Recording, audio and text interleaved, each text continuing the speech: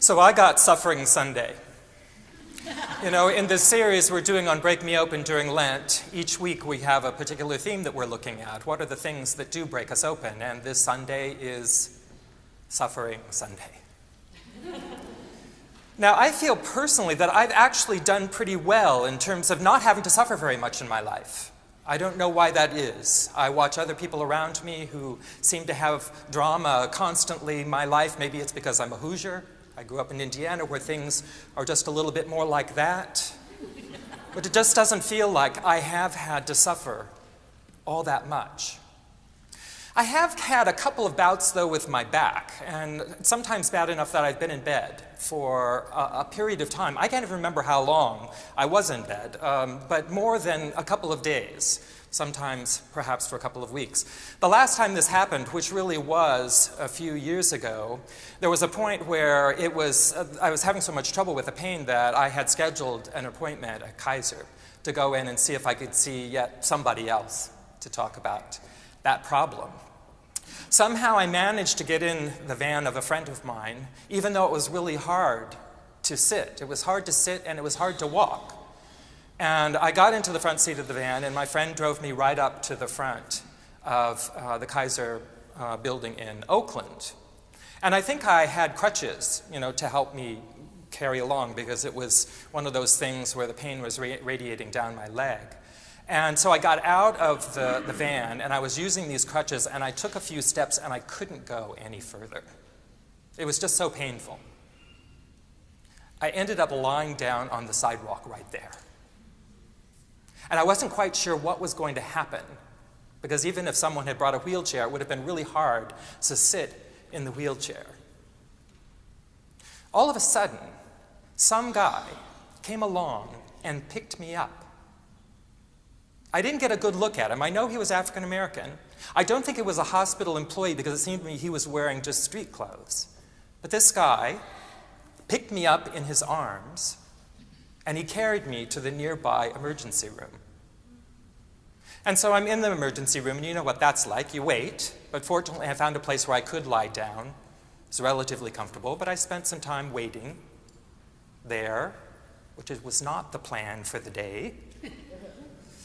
And eventually was taken into a room, and I waited there for a while. And then a doctor came in, and he moved my body around, which made it much worse. And then he gave me some powerful drugs, which made it much better. Fortunately, during that time that I was waiting in the examining room, my friend and colleague Cynthia Whitten-Henry showed up, and she sat with me while I was waiting. And eventually the drugs kind of took effect. I was able to get in a car, drove back to where I live, which is on the second floor. And I remember a couple of my partner's friends were there, and they literally carried me up the stairs to home. I don't remember how the rest of that episode played out. Fortunately, I haven't had problems in a long time. But it was a learning experience. Our bodies, fortunately or unfortunately, are wired for pain. There's something about our design and our intention that we're supposed to experience pain. And as a matter of fact, it's kind of my crackpot theory that we're actually supposed to experience quite a bit of pain in order to make us careful. So think about this a little bit. Even like you smash your finger in the cupboard, or you get a paper cut, or even a small thing. You bump your head. Like, it really hurts. It hurts a lot more compared to the damage it's done, which is usually not very much, or even if there's not much damage, it still hurts a lot. And I think that's on purpose, so that I'm careful, that I don't cause myself more serious pain. Interestingly enough, I've also heard that we're wired to forget pain. And that's been at least part of my experience. That once I get through it, I kind of forget what that was like, and that's probably a blessing. So pain is present in our lives and in our beings. And I think it's a kind of a warning. It's kind of a warning that something is wrong. And it gives us a chance to do something about it. Now, the gospel story I chose this morning is one of the healing stories. I could have picked several, but I chose the one about the woman who was experiencing a flow of blood for a couple of reasons. Now, you know this story. There was a woman who had experienced this flow for years and years. She had been to doctors and she'd been everywhere. She'd done everything. You know what that's like, don't you? Have you ever had one of those things where you've been to this doctor and that doctor trying to figure out what the heck was going on and you just couldn't? Well, that was her fate. And so she had been suffering for a long time. And she had heard about Jesus, and she had heard about what Jesus was doing. He was going around healing people. And so she came to one of those places where there was a crowd of people gathered, listening to Jesus teach and being healed for their various afflictions. And she just snuck up behind him and touched the hem of his cloak. Because she believed that if she could even just do that, she would be healed. And so when that happened, when she did that, and Jesus didn't know exactly what was happening because it says in the story that he experienced a sense of energy going out of his body. He said, what? And here was this woman who had touched his garment because she believed that that would heal her. And so he confronted her, he talked with her, and she said, I've been suffering for so long. And he said, of course, what you would expect Jesus to say, you have a lot of faith. That will make you whole. And she was cured. Now, in modern day times, we don't quite know what to do with the faith healing stories because that's created a whole other thing. We could do a whole series on that. But I would say this. I believe that every bit of our suffering is going to have several components to it. It's going to have a physical experience. There's going to be intellectual experience. There's going to be emotional experience. There's going to be a spiritual component.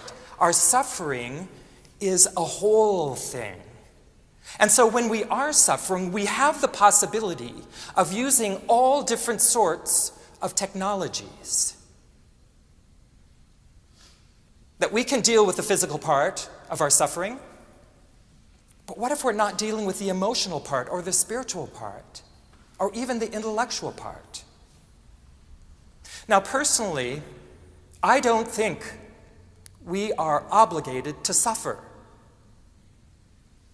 There are some who would say that that is our lot, to suffer. And I can understand why they say that, because suffering seems to come around. And it comes around in our friends and our families. And you know, when your friend or family or your community is suffering, you suffer too. We all suffer together. So we know that that is present in us, in the body of Christ. We know it's present. But I don't think that means that's what we're supposed to do and that we should just put up with it. Now, I'm a Stoic. And you know, the national motto of the organization of Stoics is, it's never as bad as it seems, and if it is, don't complain about it. And there are certain parts of the kind of Stoic attitude that I think can be helpful, the idea that actually we can learn to deal with our pain and suffering. But I think there's some other parts of it that aren't very helpful. I think the part that says, if I'm suffering, I should go off in the corner and suffer by myself.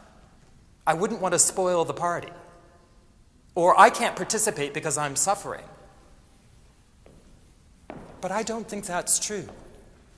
I think part of our health has to do with community. It has to do with being with each other. It's part of the healing process. Is to have people around us who are going to stand with us, who are going to hold our hands, who are going to bring us chicken soup, who are going to say soothing words, who are going to give us a hug. That's an important part of our healing process. So I don't think we're supposed to stand there and just suffer in silence. Most of us really aren't very good at that anyway. You know, it leaks out. Unless you're really good at it, and I'm sure you know a few people who are just... But I don't think we are supposed to be that way. I think at the very least we need to open ourselves to the possibility that one of the reasons that people are around us is to hold our hands when we're suffering. I'm currently working my way through the 3rd season of Downton Abbey on DVD. And don't tell me what happens, please don't. But I just have a feeling there's going to be a lot of suffering in this season. I can just feel it. And it's interesting as I watch these folks interact, and when they're either commiserating with each other or they're celebrating joy, and it doesn't matter whether it's the upstairs people and the downstairs people or the people in the family with each other, I just want to say to them, just give them a hug. You know, it's also, you can feel it, but it's like they just couldn't completely let themselves go. I'm hoping that one of our technologies for dealing with suffering is going to be to step across that divide that suffering can cause, to offer that hug or those words, whatever it is that we need in that moment. Right alongside the power of being in community is the expansiveness of God's heart. Now, God is hard to understand, hard to pin down, hard to give shape to. But isn't part of the process of being a human being, isn't one of the possibilities, isn't one of the technologies that we have this great ocean of love to swim in? We are not meant to hold all of our suffering alone. We are not meant to hold all of the suffering of our friends and families and communities. We are not meant to hold the suffering of the world in our bodies. I believe we are meant to release that into God's presence. This is what God can hold. It is too big for each one of us. We can release that to God. And those times when there isn't someone around to hold my hand, and even when there is, God is present. And personally, I'd like to bring those two groups of people, that are those two powers right next to each other. You know, kind of we think the power of the community, and then we've got the power of God. But what's the difference between those two things? Isn't it all one piece? Isn't that the way it mostly works? All things considered, I would like to have a hug. That the power of human connection is so powerful. And there is this great intention for health and wholeness and love in this power that is bigger than we can understand, bigger than we can name, bigger than we can give shape to. But it is there. We need, I believe, to practice dealing with suffering when we're not suffering too much. Like if you're really in the middle of suffering, it's really hard to bring in your practices and your technologies. You have to be ready with the tools. That's why we're here. That's why we're talking about suffering. When we may or may not be suffering, I don't know. I would assume that every Sunday that we gather, there are people in our congregation who are here because they are suffering deeply. But we're also here to learn how to deal with suffering when it isn't so bad. We can bring our practices, the possibilities. We can build the web of connections that's going to hold us when we're in trouble. It's an ongoing process, so that when we do get in trouble, the net is there to catch us.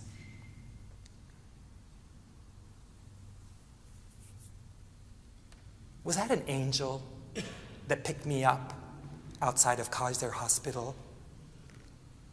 Was that the power of my connection with my friends who showed up to sit with me when I was suffering? Or those people who carried me up the stairs? Was that God's way of saying, I am with you when you're in trouble.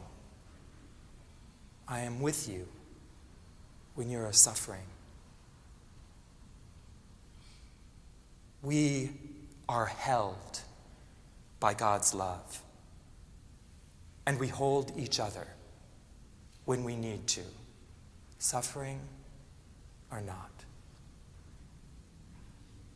God is with you. God is with you. As the psalm said, stay with God.